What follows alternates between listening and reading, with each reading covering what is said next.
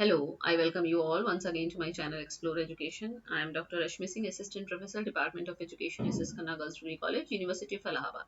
In this time, I am going to discuss a topic that is related with scaling of marks. I have already discussed with you grades and marks versus grades in evaluation. So it is types of assessment and grading and scaling of marks. Actually, one topic has been left in types of assessment, so I include types of assessment in this video. Okay, so let's start types of assessment. देखिए assessment की हम लोग बहुत बार बात कर रहे हैं, अच्छा ये कहीं ऐसे लगे, बहुत बार बात कर चुके हैं, लेकिन कुछ चीजें फिर भी रह जाती हैं, जैसे कि ये क्लासिफिकेशन रह गया था कि पर्पस के हिसाब से कैसे होगा, data of nature of data के हिसाब से असेसमेंट क्या होगा। तो इसलिए grading and scaling of marks में इसको मैंने इंक्लूड कर लिया है। तो असेसमेंट कितने प्रकार, हम ये बात नहीं कर रहे हैं कि असेसमेंट क्या होता है, बहुत बार बात हो चुकी है, मेजरमेंट क्या है, टेस्टिंग क्या है, असेसमेंट क्या है, इवेल्युएशन क्या है। तो यहाँ हम सीधे शुरू कर रहे हैं कि असेसमेंट कितने प्रकार का है। तो पर्पस के हिसाब से, उद्देश्य के आधार पर असेसमेंट दो प्रकार का है, मेनली समेटिव और फॉर्मेटिव। समेटिव यानी योगात्मक मूल्यांकन means evaluation of students learning at end of instructional unit, है ना। हम जो बच्चों का मूल्यांकन कब कर रहे हैं, जब उनको इंस्ट्रक्शनल यूनिट हमने पढ़ा दी उसके अंत में।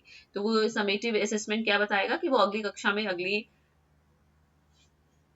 मतलब इंस्ट्रक्शनल यूनिट में उनकी मास्टरी हो गई है कि नहीं, वो आगे जाने लायक, मतलब मास्टरी क्या, जो भी पासिंग मार्क्स है वो पास कर लिया है कि नहीं, आगे जाने लायक है कि नहीं। और फॉर्मेटिव, ये informal and formal test administered during the learning process, और इसका मेन पर्पस जो होता है वो डायग्नोस्टिक होता है कि कहाँ बच्चा गलती कर रहा है, उसको सुधारा जा सके। नेचर ऑफ डेटा के हिसाब से देखें तो दो तरीके का है, क्वांटिटेटिव और qualitative. Quantitative evaluation is mainly concern with scholastic achievement in subject based performance, whereas qualitative is chiefly about evaluating the non-scholastic and probably more important aspects of the student's personality, involving social, emotional, attitudinal and moral ethical assessment। मतलब कि जो विषयगत आपका assessment है वो quantitative होगा कि भाई मैथ्स में इतने नंबर आए, इंग्लिश में इतने आए, हिंदी में इतने आए। लेकिन जो हम आपकी पर्सनैलिटी का असेसमेंट करना चाह रहे हैं, सोशल इमोशनल एटीट्यूड आपका देखना चाह रहे हैं, उसके लिए क्वालिटेटिव होगा, मतलब नेचर ऑफ डेटा के हिसाब से। डोमेन के हिसाब से अगर देखें तो असेसमेंट स्कोलास्टिक अचीवमेंट है और नॉन स्कोलास्टिक अचीवमेंट है। स्कोलास्टिक अचीवमेंट में जैसे कि curriculum related classroom teaching and learning के आधार पर, और नॉन स्कोलास्टिक में आ जाएगा आपका विद्यार्थी का व्यवहार, उसके क्या मूल्य हैं, क्या अभिवृत्ति है, क्या इमोशनल स्टेबिलिटी है, एक्सेट्रा। मेजरिंग स्टैंडर्ड के आधार पर दो तरीके का है, क्राइटेरिया रेफरेंस्ड और नॉर्म रेफरेंस्ड, और सेल्फ रेफरेंस्ड भी। तो criteria referenced uses test score to generate a statement about the behavior that can be expected of a person with that score। मतलब एक क्राइटेरिया हम पहले ही तय कर लेते हैं कि उस क्राइटेरिया को अगर आप पार कर लेंगे तो आप पास हैं, अदरवाइज नहीं। नॉर्म रेफरेंस स्टैंडर्डाइज्ड होता है कि टेस्ट टेकर जो है वो कैसा परफॉर्म कर रहा है, मतलब अपने अपने नॉर्म के हिसाब से, अपने अपना जो पीयर ग्रुप है उसके हिसाब से कैसा परफॉर्म कर रहा है। और सेल्फ रेफरेंस्ड इवैल्यूएशन का मतलब होता है assessment of A persons performance is compared with their own earlier performance. यानी कि आपने, जैसे मान लीजिए कि आपसे इंटरनल असेसमेंट आपका लेना है और फिर आप फाइनल एग्जाम देंगे, तो आपका पहले असेसमेंट में कैसा नंबर आया, दूसरे में आप उससे बेहतर कर रहे हैं कि खराब। तो सेल्फ रेफरेंस, आप अपना अपने आप को रेफरेंस बना के कर रहे हैं कि हम पिछले असेसमेंट से बेहतर कर रहे हैं कि नहीं। और एक और क्लासिफिकेशन हो सकता है direct and indirect measurement of learning. Direct method which is based on a sample of actual student work, जैसे उसके रिपोर्ट्स, उसके एग्जाम्स, उसके डेमोन्स्ट्रेशन परफॉर्मेंसेस। जबकि indirect method is based upon A report of perceived student learning. This include surveys, exit interviews and focus groups. तो ये थोड़ा less popular है, but ये अगर हम असेसमेंट, टाइप्स ऑफ असेसमेंट को कई डायमेंशंस में बांटना चाहे तो पर्पस के हिसाब से, नेचर ऑफ डेटा के हिसाब से, डोमेन के हिसाब से, इस तरीके की बात आपको पता होनी चाहिए। अब बात करते हैं स्केलिंग ऑफ मार्क्स। देखिए आपके कोर्स में स्केलिंग और ग्रेडिंग ऑफ मार्क्स है। तो स्केलिंग ऑफ मार्क्स किसको कहते हैं, स्केलिंग ऑफ मार्क्स और मार्क स्केलिंग। ग्रेड तो देखिए हम लोगों ने ग्रेड की थोड़ी बात करी है कि ग्रेड, जैसे कि यूनिवर्सिटी यूजीसी ने कहा कि ग्रेड में नंबर दीजिए, ग्रेड मार्क्स से कैसे बेहतर हैं। तो ग्रेड आप आउटस्टैंडिंग हो सकते हैं, आप एबव एवरेज हो सकते हैं, बिलो एवरेज, ये ग्रेड है। स्केलिंग क्या है, स्केलिंग ऑफ मार्क्स और mark scaling involves adjusting marks to ensure fair comparisons across different cohorts or to account for variations in exam difficulty, ensuring that student performance is accurately reflected according to the University of Oxford. University of Oxford ने कहा कि scaling of marks का मतलब है marks को adjust कर रहे हैं ताकि फेयर कंपैरिजन हो सके। कहने का मतलब क्या है, स्केल माने क्या होता है, पैमाना, यानी कि जो रॉ स्कोर है, एक तरीके से आप ऐसे समझ लीजिए, जो रॉ स्कोर है आप उसको एक स्टैंडर्डाइज्ड एक स्केल पे ले आए ताकि आप नाप सकें कि बच्चा जो स्टूडेंट है उसने कैसा परफॉर्म किया है। तो स्केलिंग किस किस लिए यूज होती है? एंश्योरिंग फेयरनेस के लिए, मतलब फेयर ट्रीटमेंट हो रहा है कि नहीं। Scaling helps to level the playing field for students who might have taken different courses और exams with varying levels of difficulty. Standardisation हमने मानकीकृत कर दिया है। It allows for comparisons between students who have taken different courses और exams, providing a more accurate picture of their abilities, है ना। Standardisation का मतलब कि हम उन कंपैरिजन कर सकते हैं स्टूडेंट्स के बीच में जिन्होंने डिफरेंट कोर्सेज और एग्जाम दिए, पर हम उनको एक स्टैंडर्ड पे लेके आएंगे। Equitable assessment, scaling aims to ensure that grades या marks are fair and equitable, reflecting student achievement accurately. मतलब समता मूलक उनका assessment हो सके, और addressing variations in difficulty. If one exam or assessment is significantly harder than another, scaling can adjust marks to account for this, ensuring that students are not penalized for a difficult test. मतलब scaling के क्या क्या फायदा है कि fair हो जाएगा, treatment standardise हो जाएगा, सबके संग इक्विटेबल असेसमेंट सबका हो सकेगा, और डिफिकल्टी में कोई वेरिएशंस है तो उसको भी हम केटर करेंगे। फिर और क्या करता है स्केलिंग ऑफ मार्क्स, काम कैसे करता है? स्टैटिस्टिकल एडजस्टमेंट करता है। मतलब Scaling involves applying statistical procedures to adjust the scores assigned by graders. यानी कि हमने आपको कोई ग्रेड दिया, फिर हम कोई स्टैटिस्टिकल तकनीक उस पर लगाएंगे, कोई प्रोसीजर लगाएंगे और तब उसको स्केल में कन्वर्ट करेंगे।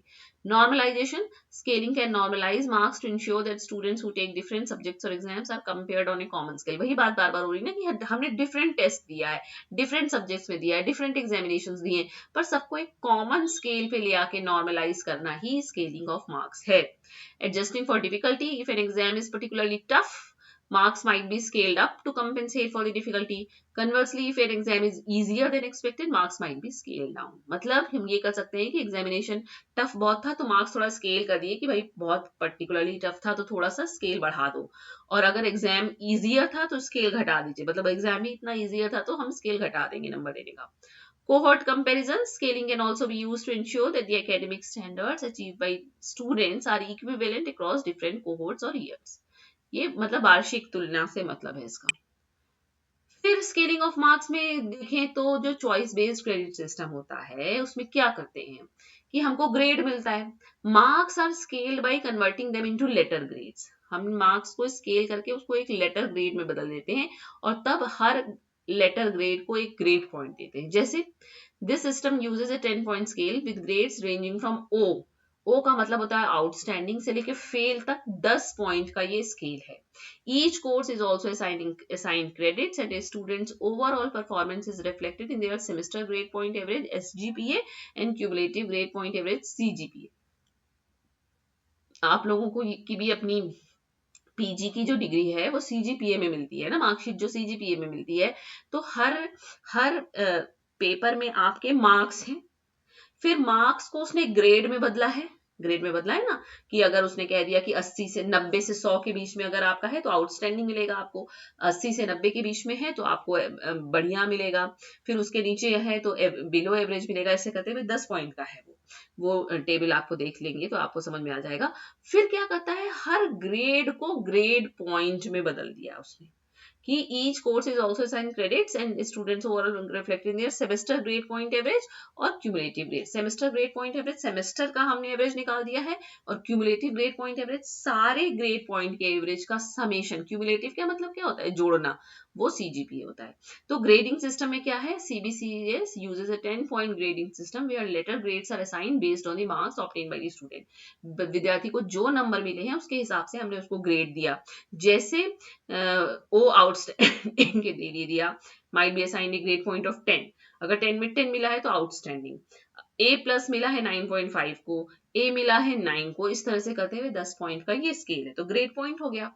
फिर क्या किया हमने, सेमेस्टर ग्रेड पॉइंट एवरेज कैसे निकाला, the SGPA is calculated by taking the ratio of the total credit points secured by a student in all the courses taken in a semester। उस semester में उसने जितने कोर्सेज में उसके credit point आए सबका रेशियो निकाल दिया हमने, divided by the total course credits taken in that semester. ये सेमेस्टर का ग्रेड पॉइंट एवरेज हो गया। क्यूमुलेटिव ग्रेड पॉइंट एवरेज क्या होगा, CGPA is calculated by taking the ratio of the total credit points secured by a student in all semesters।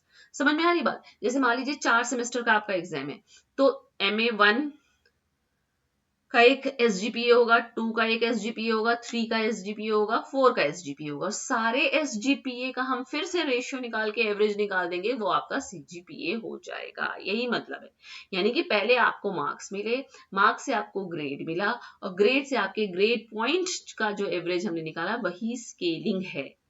यानी कि अब हमको पता चल जाएगा कि जैसे मान लीजिए आपका 9 CGPA, मतलब समझ में आ जाएगा कि आपका बहुत बढ़िया आपने नंबर पाया है। तो कुछ भी आपका रॉ स्कोर था, पर CGPA की भाषा में आप उसकी स्केलिंग करके समझ सकते हैं।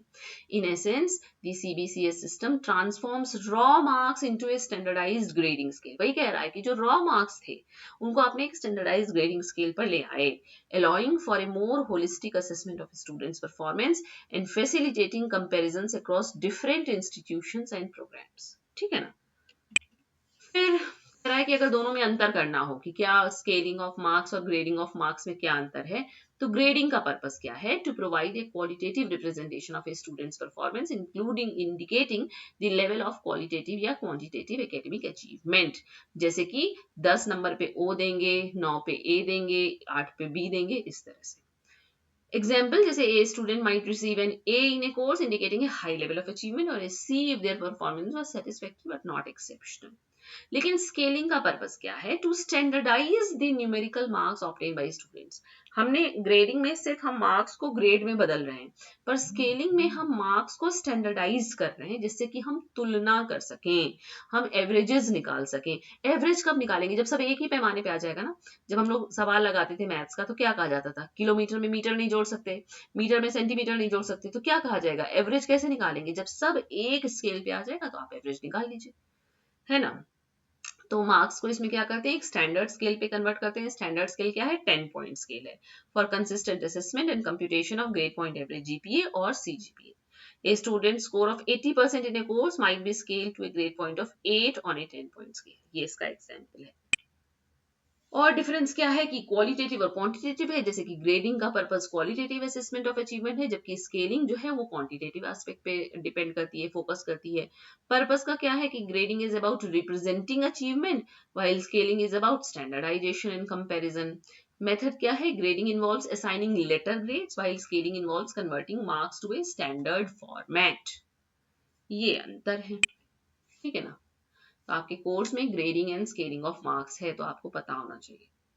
ओके, थोड़ा सा असेसमेंट का टाइप मैंने इसमें जोड़ लिया, क्योंकि वो पिछले कई वीडियोस में कवर नहीं हो पा रहा था, मतलब बार बार असेसमेंट की बात होने के बावजूद भी, तो मैंने इस वीडियो में डिलिबरेटली कवर किया है। तो ये ग्रेडिंग और स्केलिंग ऑफ मार्क्स है, और आपको पता है, आपका चूंकि मार्कशीट आजकल CGPA में मिल रहा है, आपको तो पता होना चाहिए कि हर सेमेस्टर का SGPA है, सारे 4 सेमेस्टर के SGPA का एवरेज आपका CGPA है। CGPA में आपको मार्क्स मिल रहे हैं, इसका मतलब ये स्केलिंग ऑफ मार्क्स है, और जब आपको ग्रेड में मिल रहा है वो ग्रेडिंग ऑफ मार्क्स है। Okay, so thank you and don't forget to like and subscribe my channel, Explore Education।